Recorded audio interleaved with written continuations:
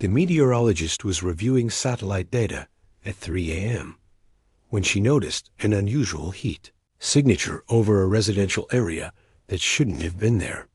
It wasn't big enough to be a house fire, and the pattern was wrong.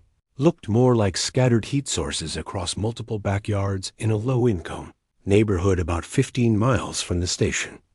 The meteorologist, a woman named Rachel in her late 30s, had been tracking weather patterns for 12 years and had never seen anything like it. She called the non-emergency police line to report it, thinking maybe it was illegal burning or something the city should know about.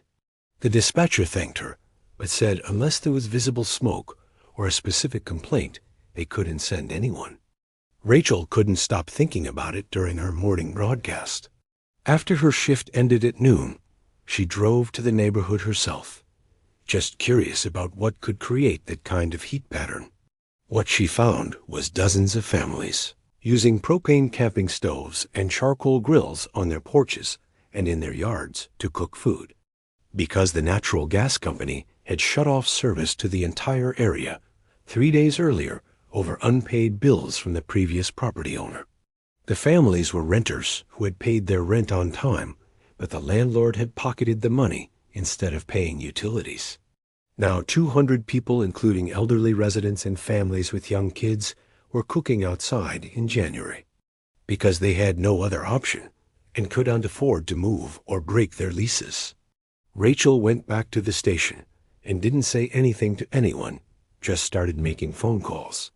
She called the gas company, the city housing authority, local news stations, and a lawyer friend who specialized in tenant rights. Within 2 days, the story had blown up.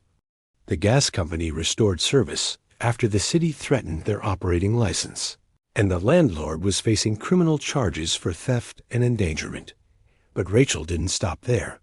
She'd learned that this same situation was happening in 4 other properties across the state owned by the same person.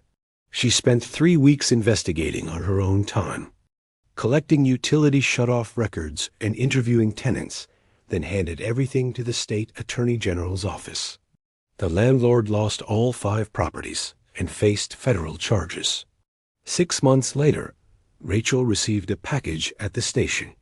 Inside were 200 handwritten thank you cards from the families in that original neighborhood, along with a photo of kids doing homework at kitchen tables under electric lights instead of by candlelight. One card stood out, written by an elderly man who said he'd been a meteorologist in Vietnam before coming to America, and he recognized that. Rachel had used her training to see a problem that everyone else had missed. That reading patterns wasn't just about predicting weather, but about noticing when something in the world was wrong. Rachel keeps those cards in her office and now spends 1 day a week reviewing thermal satellite data, looking for similar patterns in other areas. She's found 3 more cases of utility shutoffs affecting renters and reported each one. Her station gave her a segment called What Rachel's Watching, where she investigates issues she spots in weather data, and it's become their highest-rated local content because people realized that sometimes the person watching the skies is the first one to see what's happening on the ground. Comment satellite if technology reveals injustice.